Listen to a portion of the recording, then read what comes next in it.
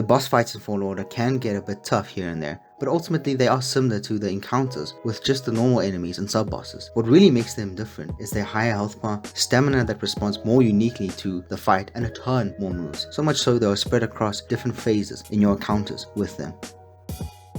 First, let's cover the basics of boss fights. I imagine that most players will be aware of these facts after going through the tutorial and perhaps even a few boss battles within the game, but it is still a good technique to lay out the foundations in order to really understand the intricacies present for the unique battles in this game. Feel free to skip ahead, there should be timestamps in the description.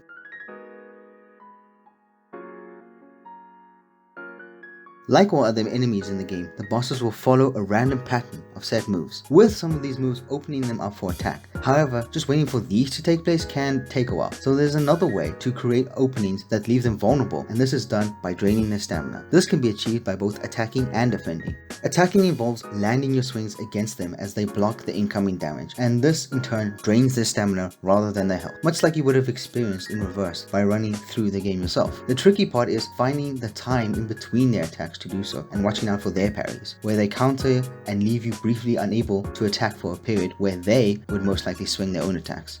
Defending involves using your block button to absorb the incoming attacks from your opponent. Your block cannot be used against enemy attacks that follow from setups that display your enemy in red, and in order to drain stamina, a parry or a block executed at the right time must be performed. When the right time is a matter of which boss and which move you're facing, but usually it's just when their lightsaber is at the apex of their swing, so right at the back behind them, just before they bring it forward. Much like some tougher enemies and sub-bosses, some bosses' attacks are made up of consecutive attacks that must be parried consecutively and at not necessarily the same pace or time interval, or however you want to understand it. Some bosses derive their difficulty by changing the pace at which their attacks must be parried, and thus differing the delay you need to implement before you can successfully parry all of their attacks in a sequence. Once their stamina is down, they are open for pure attacks. The amount of swings you can land before they manage to re-guard, push away, or are pushed away themselves differs depend on who you are facing, but will remain the same throughout the entire fight. The final way to deal damage without having to wait for an obvious opening or creating one with the draining of stamina is to get a few hits in from a position where they will not be able to block.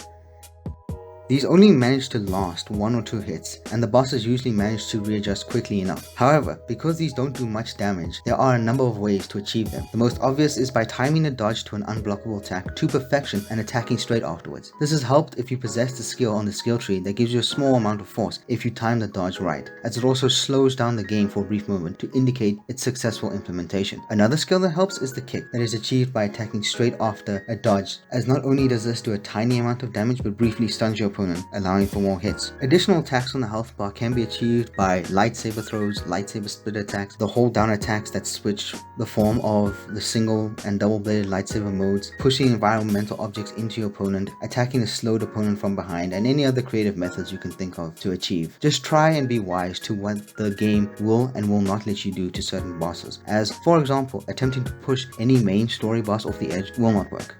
Mostly a combination of these 3 techniques in response to what moves and patterns the bosses follow is how you will wind up defeating the boss. The first time you encounter the boss, or the first time you manage to progress to more phases in the boss fights, cutscenes will play. However, once you see them, they will not play again, and you will have to rely on more subtle indicators like new moves to establish progression onto a new phase.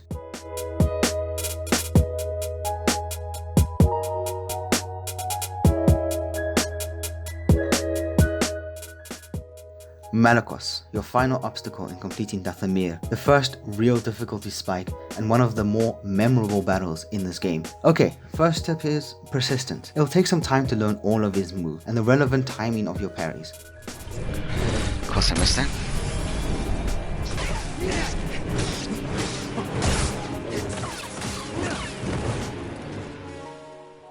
His jump moves are all unblockable, but give you ample time to prepare for a dodge, so I suggest timing a single dodge followed up by a quick attack. If you have the kick like I did, you can get a few more hits in. This move where it opens up his body is a tricky one, at first since he delays his attack, but it's not a delay you can do damage in either. The trick here is to wait for his right hand on your left side to swing backwards once more, and when it is right at the back, at the apex of his swing, press the block button. If you don't quite nail it, you can try reblock his other follow-up strikes, but this is more difficult. This next move is his standard move of the first phase. Pretty simple. Both sabers go behind him in one direction and require a parry. Again, block at the apex of his swing. Then the sabers go behind him in the other direction and require another parry. This is now the second phase, which you'll reach pretty quickly once you learn how to do damage effectively in the first phase. Now the aerial jump attack will be comboed with the delayed swings attack, open bodied again. And if you try and attack him between the two, the follow through will eat you for breakfast. Malicos can be hit for 3 attacks to drain his stamina, generally before he will parry one of your attacks, so keep that in mind. This attack will start with Malicos jumping back and sending one of his sabers in the air. He will then close the distance on you and attempt 3 swings. Parry at the apex of any one of these, the second one might just be the easiest for me, and he will then slide backwards and send his floating saber after you. The timing here might be later than anticipated, as it is not just as you see it, but rather when it is 2/3 of the way from where it was, which is usually right above and slightly in front of Malicos, and Cal himself. It will feel a bit longer when you are in the rhythm of battle, making it easier. Ooh, the rock. You will hear this move before you see him doing it. Get back and gather some distance between you and him, because you're gonna toss it back at this washed up Jedi. Dodging is always a plan if you mistime it or don't gather enough distance in time. Use the force push, but don't be tempted to hold it down for too long, as even a simple tap will redirect it. Just keep in mind the animation time for said push. Okay. Here you see me twice not attacking quickly enough, and it costs me actual damage and instead only allows me to drain stamina. I have no idea how to play this game. As I went spotting.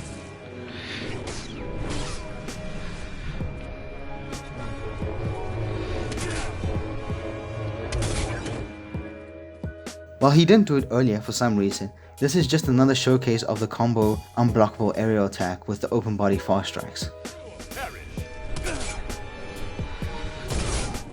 Malicos can only be hit for 3 while stamina drained, before he will push you back or be knocked back himself.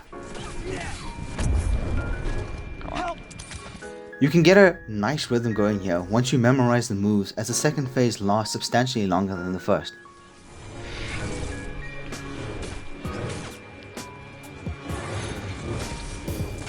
I forgot about the fucking jump. I need something, buddy. If you make it past the second phase for the first time, a cutscene will trigger showing Merrin helping you out. The good news is she will now help you out in the third phase, and while Malicos has intensified moves in the third phase to let you know you're in it, her presence will also let you know you're close to the finish line.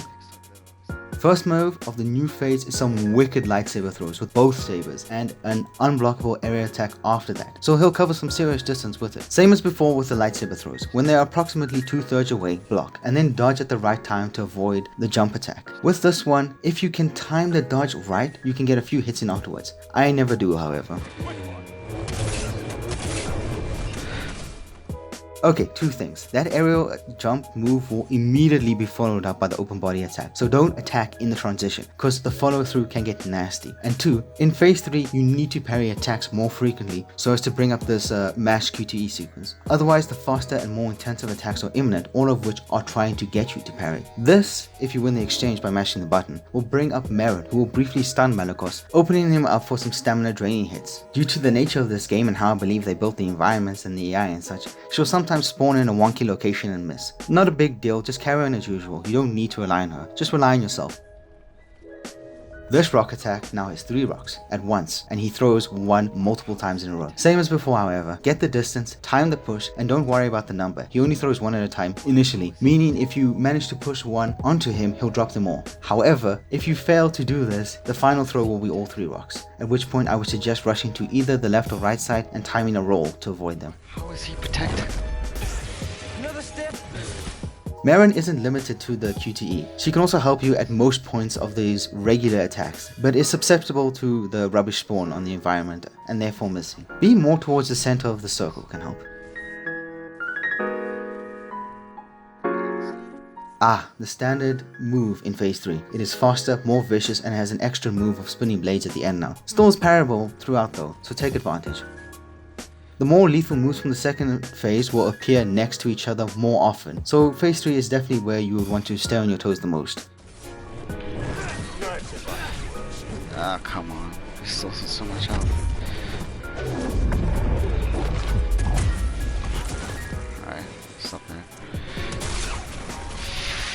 Come on, Myra.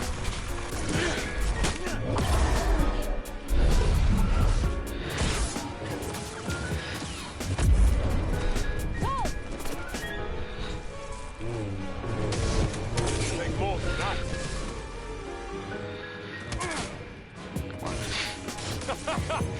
Rocket won't help.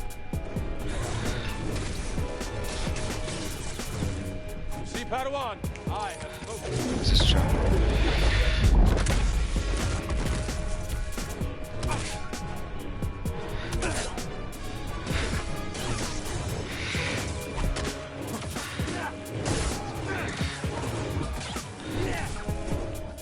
I'm not sure if that delay strike on the skill tree, by the way, allows me to hit him for more than 3 times, or if he's more vulnerable to multiple attacks after his stamina is drained in this phase.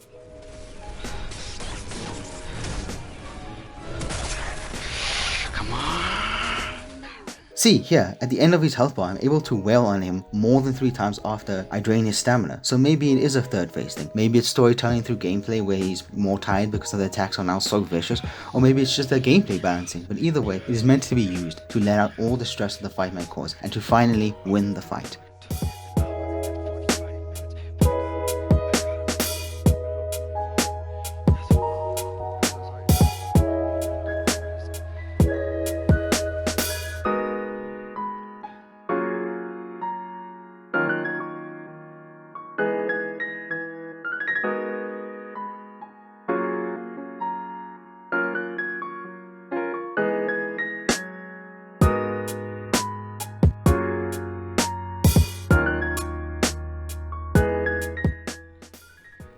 Trilla.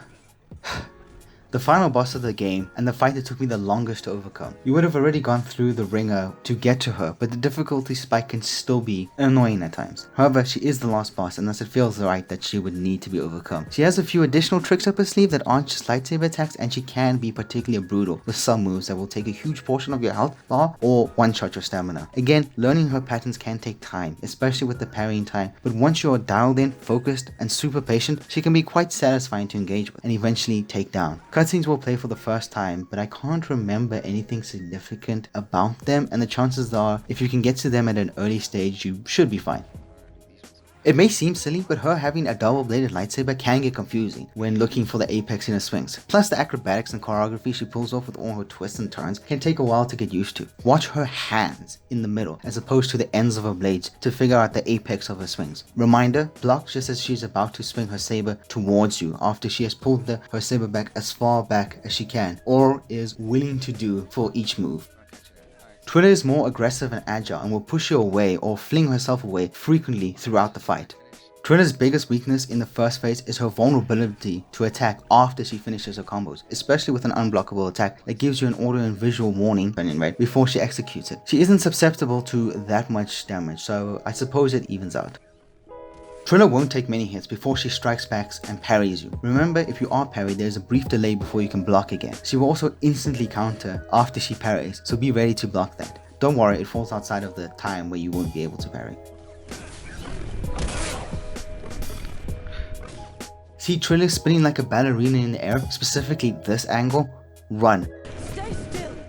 Gather some distance, because no matter what phase you're on, the spin attacks she unleashes afterwards are deadly, shred through stamina like nothing else, and have ended many a fight there and then. This isn't her only aerial attack, but it is the deadliest, probably why it doesn't even appear as frequently.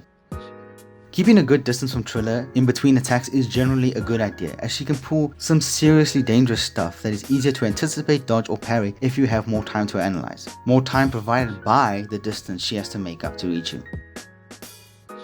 There are 2 versions of this dash attack. One is unblockable, so avoid her with that. The other one can be a nice parry if you get the timing down. In the first phase, she won't generally attack right away, however she can. The timing for this is when she gets right in your face, so hold down the block button when you feel she's about 2/3 of the way done with her dash. It's always good to do this regardless of what non-unblockable version she does, because if it is a softer version, it's no trouble just to instantly drop your guard and try and time the next parry.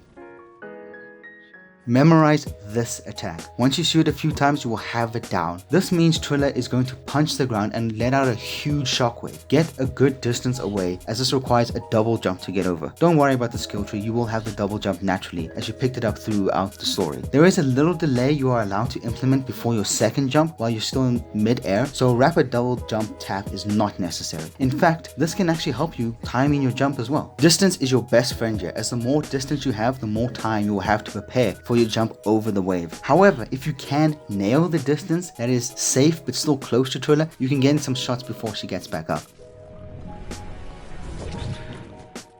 Her throws are slower than Malicos, in phase 1 at least, and again, the 2/3 or really close to cowl rule for parrying applies here as well. In the first phase, she throws twice, just after she completes her grip from catching the saber returned, back to her. But later on, she throws a third time immediately after it comes to her, and it travels faster as well, so keep an eye out for that. She'll take damage after returning all her throws.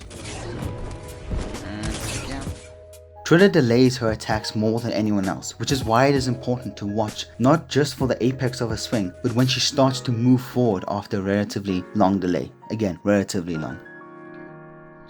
This finger point may feel like a sassy call out to you, but it is actually a target for a probe droid that is about to come into view, usually from behind you. Get some distance between you and Trilla so you can get eyes on the droid faster, and watch out for Trilla's attacks. She will generally do one of two attacks, either the lightsaber throws or the shockwave, both of which are easier with distance. As for the probe droid, it is a bit weaker than usual. One lightsaber slash will take it down and it won't explode on impact. However, it will still need 2 bolt deflections to take it down. If you didn't stumble across the probe hacking for BD1, it can be a little more difficult, as that is generally the easiest way to deal with it, giving Trilla something to worry about more than you for just a brief moment. Putting it towards you is still the easiest and fastest way to get rid of it, be it with a lightsaber or BD1. Oh. I couldn't imagine. Come on, Cal.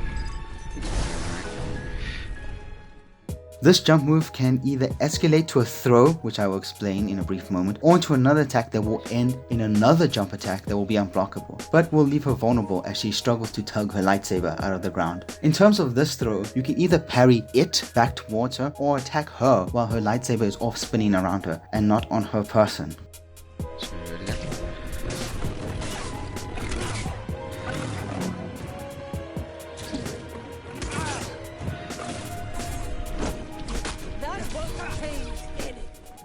This is her most dangerous move, which is why it is so easy to telegraph. Dodge away at the right time. Too early or too late will cost you dearly. The window to do so isn't tiny, so there is a lot more breathing room to roll around, but be aware rolling is your best option, as you cannot jump over or even double jump over it. You will simply be transported into her hands and have 75% of a full health bar wiped. She is vulnerable after it and will not do it, or any move really, twice in a row, so go to town on her once you've dodged her. And that's the unblockable charge attack I was talking about. And here is a rare bug with the environment where she ended up in a position where she couldn't aim at me. It won't happen often, so don't rely on this bug. When she drops a flashbang, you've entered phase 3. Phase 2 introduced Proby Droid and the throws, and phase 3 brings faster, deadly attacks and the flashbang, of course. What attacks she does while you are flashed is random. So once again, I suggest your best friend in this fight: distance. More time, distance, etc. You've heard the deal. Anyways, some attacks are difficult to respond to post implementation, but try your best and stay away from Trilla once you see the shiny thing on the ground and hear the flashbang grenades noise lifted straight from Battlefront 2.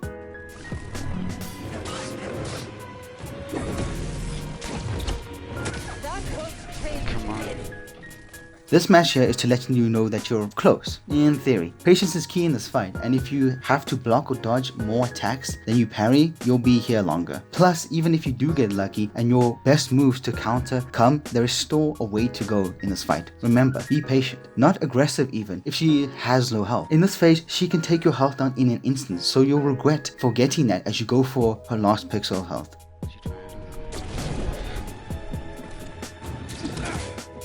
See her spinning in the air for that one? I clearly forgot it was part of one of her deadliest moves, and I was really lucky I ended up away from its path. And I double jumped on it. Double over it. Double dodged. Which does better.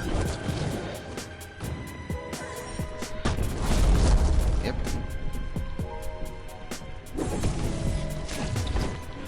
Nice.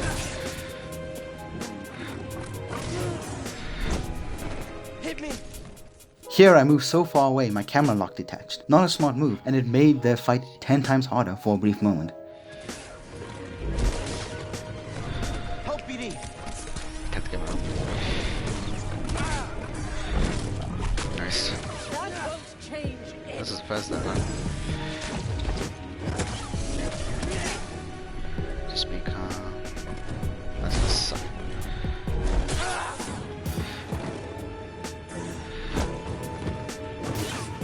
Alright.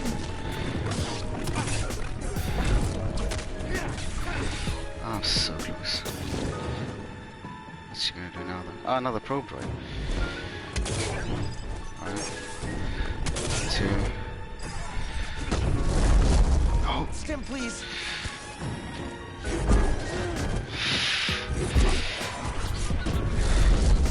Oh, so fucking close. BD, stim!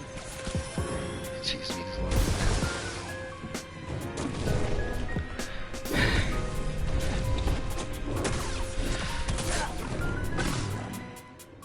So close here, but I didn't lose patience. If I attacked relentlessly here with the confidence of full health, that could have cost me.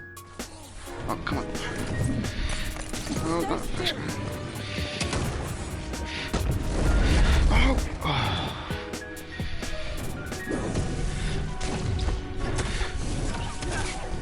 Ah, so close. See? Getting used to that distance with the shockwave can really give you a leg up. Well, thanks for watching my guide. It is limited to my experience on Grandmaster difficulty, but the core principles of practice, determination, and understanding what a boss moves entail are key. If you analyze each move throughout your fights, like I did with this guide, and use them in your next fights, you'll discover the keys to victory.